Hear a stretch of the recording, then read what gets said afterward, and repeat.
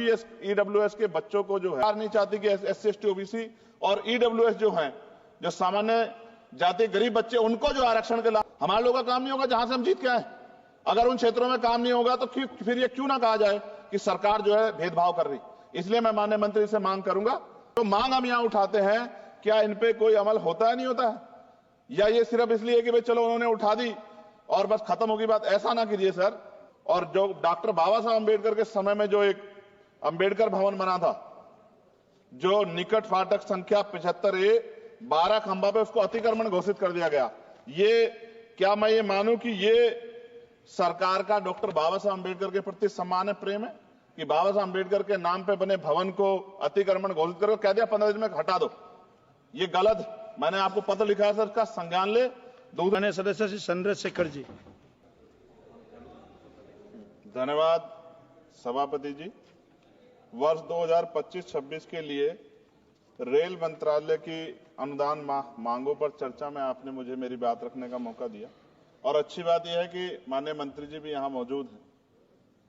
मंत्री जी का दिल तो बहुत बड़ा है, लेकिन अगर हमारी मांगे मान लें तो तभी इस बात की पुष्टि हो। अगर ना मांगे मानी जाए, हमारे क्षेत्र का काम ना हो, तो फिर ये बात मानी जाएगी कि मंत्री जी का रुख जो है सभी सदस्यों के प्रति एक जैसा नहीं। तो मैं अपने क्षेत्र से शुरू करूंगा sir. Dhampur sugar mill crossing पर ओवरब्रिज का निर्माण मैंने पिछली बार भी मांग उठाई, लेकिन सर अभी तक कुछ नहीं हुआ। लोग परेशान होते हैं, डिजिटल युग है, कई कई घंटे खड़े होना पड़ता है। जलालाबाद क्रॉसिंग ओवरब्रिज के नीचे अंडरपास के निर्माण की बात मैंने पिछली बार भी उठाई, कुछ नहीं हुआ। नजीबाद रेलवे स्टेशन पर बेगमपुरा एक्सप्रेस ट्रेन संख्या 12238 का ठहराव सुनिश्चित किया जाए, इस पे भी कोई काम नहीं हुआ। साथ साथ सर नजीबाबाद माल गोदाम पर ओवरब्रिज का निर्माण कराया जाए और उसको प्लेटफार्म को बढ़ाया जाए, क्योंकि वो मैंने पिछली बार बताया था कि महिलाओं को प्लेटफार्म से पिछली तरफ जब ट्रेन रुकते उतरना पड़ता है, वो सुरक्षित एरिया नहीं है। उसके साथ साथ नगीना बाईपास बिजनौर फाटक पर ओवरब्रिज का निर्माण कराया जाए। धामपुर जेतरा क्रॉसिंग पर ओवरब्रिज का निर्माण कराया जाए। शेहरा से नूरपुर क्रॉसिंग पर ओवरब्रिज का निर्माण कराया जाए। हम देखिए बुलेट ट्रेन, वंदे भारत और बहुत आगे निकल चुके हैं, लेकिन अभी भी इतनी, मैंने आपको बताया कि मेरे लोकसभा क्षेत्र में इतनी जगह पर ये क्रॉसिंग जो है वो पुराने बने हुए हैं, उनकी वजह से जो है ना अंडरपास है ना ओवरब्रिज है, जिसकी वजह से काफी देर लोगों का समय नष्ट होता है। समय एक ऐसी चीज है दोबारा नहीं आता।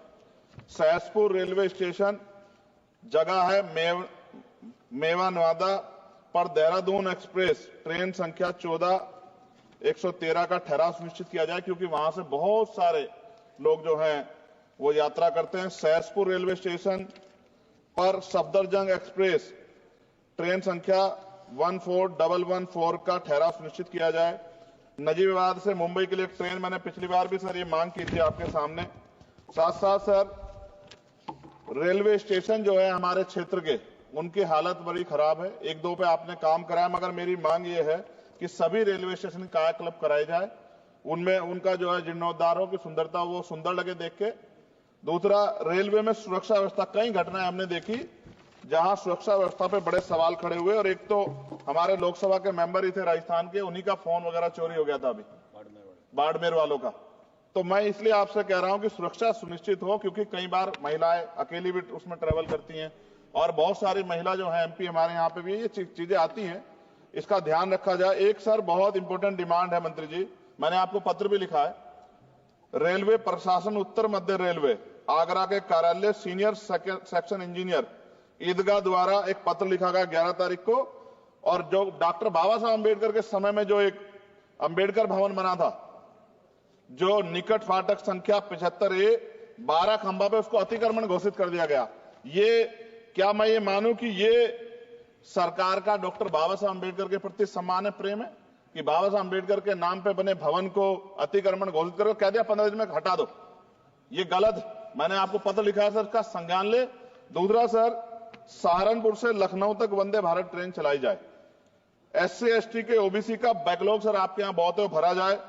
कोरोना काल में बंद, पिछली बार मैंने मांग उठाई थी कि वो ट्रेनें चलाई जाएं, और प्रमोशन में भी SC ST OBC के कर्मचारियों के साथ भेदभाव होता है, इसको रोका जाए। मैंने पिछली बार लोको पायलटों की मांग उठाई थी कि उनको जो है 2 रात को 2 दिन ड्यूटी करने के बाद फिर ड्यूटी कराई जाती है, और वो लोग जो है फिर कई बार कई घटनाएं ऐसी घटती हैं कि एक नींद की झपकी लगी और एक्सीडेंट हो गया, और सारा दोष आपकी तरफ आता है। तो अभी ये दिल्ली में भी एक घटना घटी और कई सारी ऐसे ट्रेन घटना घटती है, इसके लिए मैं आपको नहीं दोषी मानता, लेकिन मैं कहता हूं कर्मचारियों को उस तरह की सुविधा मिलनी चाहिए कि वो जब वो ड्यूटी करें तो अपने आप को परफेक्ट महसूस करें। लेकिन अगर ये इस पे ध्यान नहीं दिया गया तो किसी दिन कोई बहुत बड़ी घटना घटेगी, तो लोगों के जीवन की कीमत होनी चाहिए। ये इसमें रेलवे में अमीर भी सफर करता है, गरीब भी करता है, लेकिन अमीर के साथ अगर कोई हादसा होता तो वो चर्चा होती, गरीब के साथ हादसे की चर्चा नहीं होती। ये अनुभव है, हमने रेलवे में सफर किया और रेलवे में करोड़ों लोग सफर करते हैं। कई बार मैंने जो है ऐसी परिस्थितियों में सफर किया जब बहुत पुराने समय में, लेकिन मैं धन्यवाद करूंगा रेलवे का कि रेलवे ने हमेशा जो है अपनी जिम्मेदारियों को समझा, चाहे सरकार किसी की भी रही हो। लेकिन मंत्री जी, आपकी कोशिशों की मैं सराहना करता हूं, लेकिन आप ये देखिए पर्याप्त नहीं है कोशिशें। जब बदलाव नहीं हो रहा, लोगों को सुविधा नहीं मिल रही है, उस तरह की चीजें नहीं आ रही है, तो ये पर्याप्त नहीं है। मैं सभापति जी खत्म करूंगा।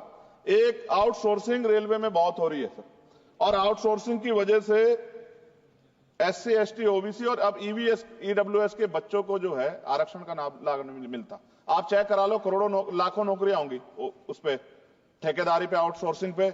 और जब सरकार कहती है सबका साथ सबका विकास, तो आप ही, मेरा ये सवाल है कि जब इन लाखों नौकरियों में रिजर्वेशन का पालन नहीं हो रहा, जबकि DOPT गाइडलाइन है, तो फिर मैं क्यों ना मानूं कि सरकार नहीं चाहती कि SC ST OBC और EWS जो हैं, जो सामान्य जाति गरीब बच्चे, उनको जो आरक्षण के लाभ से वंचित करने का काम सरकार कर रही है। ये क्या सही है?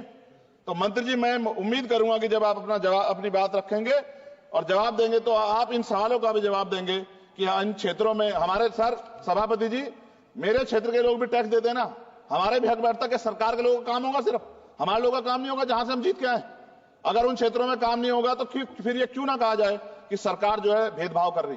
इसलिए मैं माननीय मंत्री से मांग करूंगा, एक मांग इन्होंने मेरी पूरी भी की थी पिछली बार जब बेगमपुरा ट्रेन में सफाई की व्यवस्था करा के इन्होंने दी थी, मैं इसके लिए धन्यवाद करता हूं। जी समाप्त कीजिए आप। जी समाप्त कर रहा हूं, मगर मैं मंत्री जी से कह रहा हूं कि सर हमारे यहाँ जो समस्याएं जो ये जेन्युइन समस्याएं, हम इनसे रोज 2-4 होते हैं और जनता हमसे उम्मीद करती है कि हम इस बात को उठाएंगे तो उसका, मगर मुझे यह भी जवाब दे दीजिएगा कि ये जो उठाई जाती है इसका कोई फर्क भी पड़ता है, सरकार पे नहीं पड़ता, या सरकार सिर्फ इसको, सर मैं खत्म कर रहा हूं सर, लास्ट सेकंड में खत्म कर दूंगा। जो मांग हम यहाँ उठाते हैं, क्या इन पे कोई अमल होता है, नहीं होता है, या ये सिर्फ इसलिए कि भाई चलो उन्होंने उठा दी और बस खत्म होगी बात? ऐसा ना कीजिए सर, अगर ऐसा करेंगे तो ये व्यवस्था अच्छी नहीं है। मैं आपका धन्यवाद दूंगा सभापति जी, और मंत्री से आग्रह करूंगा कि हमारी मांग को माना जाए। धन्यवाद।